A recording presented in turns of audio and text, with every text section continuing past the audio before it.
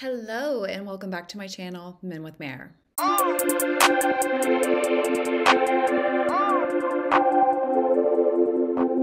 Hello you all, I hope you are well. I wanted to quickly run a potential video series by you to get a pulse to see if it's something you'd be interested in, because it's something that I'm currently dealing with. And I think that if I talk about it as I'm processing all of it, I think it might help all of you too. So I'm thinking about doing a series on like things to consider before getting married.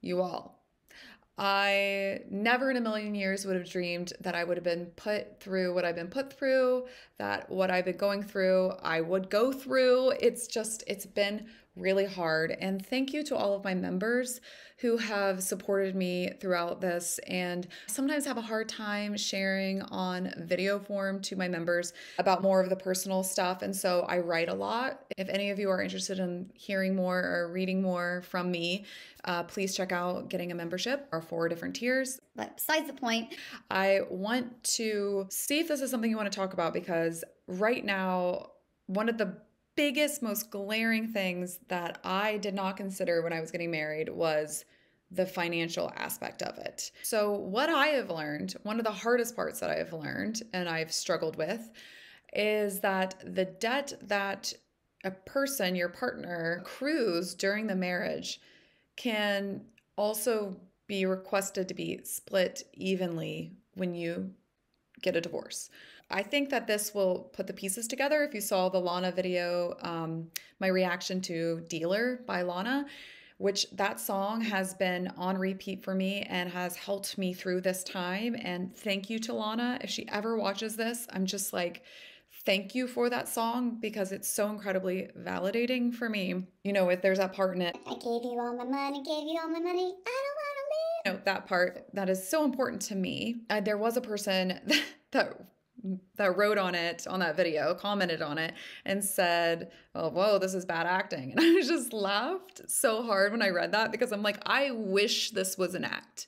I wish I was acting out, being emotional and upset and relating. I don't want to relate to that song, but I do. I do so deeply in my bones. So basically what has happened to me is that a person that I was married to developed an addiction. I wrote a book, Hey Addiction, Thanks for Nothing, during the addiction and trying to help. Lots of other things transpired after the book was done that I've already written about. But what has happened, one of the major pieces, is that due to the addiction, this person acquired around $80,000 of debt and requested to the court that I pay them half of it. So saying that, you know, it's marital debt that you acquire, and legally then that can be split right down the middle. Now, they've agreed that their debt is their debt, my debt's my debt, but that's after being informed that you have to prove that the debt was used for the family. And in fact, the debt was used for cash advances to be used on drugs and alcohol. Things that I didn't do, that I never spent my money on.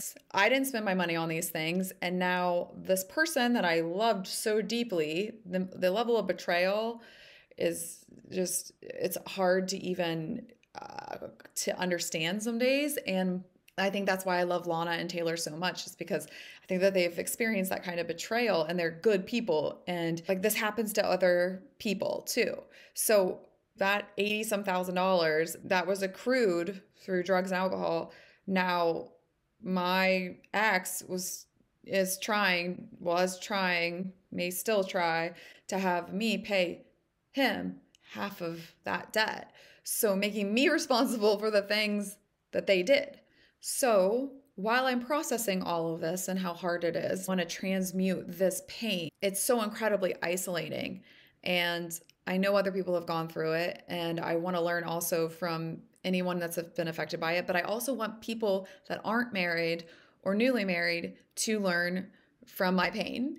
And I want you all to have those hard conversations about money and be transparent about it all, because even though myself and my ex split everything 50-50 almost our whole entire relationship, that doesn't matter in a court of law.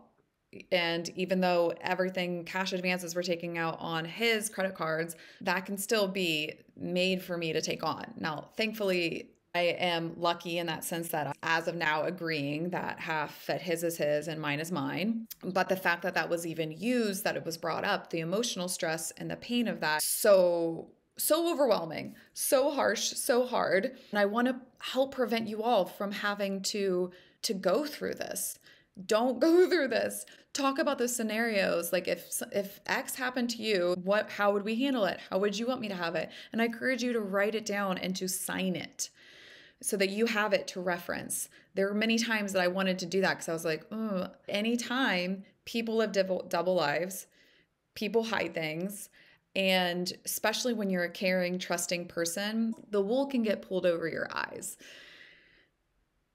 And this is hard to share because I've had a lot of shame around it, but I work with other therapists, and a common thing that we struggle with is the judgment that since we study human behavior and helping other people and that we believe in that people can change, I think that it's very hard not to judge ourselves for like why we're in the situations that we're in, that we think that we could be like superhuman or whatever and be able to predict things. But like the truth of the matter is that we have our blind spots. And I've talked about this before. We have our blind spots too. I'm kind of done with living in the shame and the embarrassment and hiding this big part of my life of what's going on that has really not only stolen my money, but has also stolen my spirit to some degree and my energy and my bliss.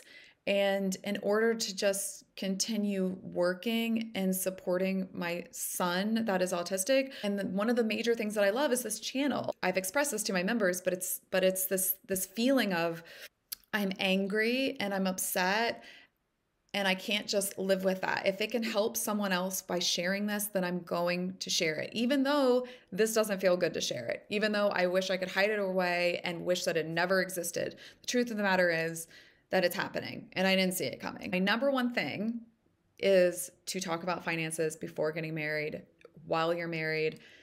I want to talk about ways to protect yourself.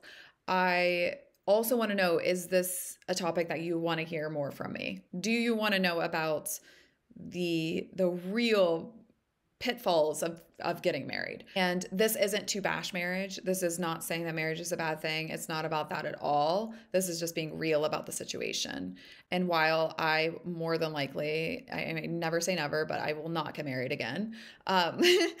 I still do see the beautiful parts of it. And if you have somebody who is devoted to you and honest and truthful, it can be a very wonderful thing. So I'm not trying to be like a Scrooge here, but let me know if you want to know more about this.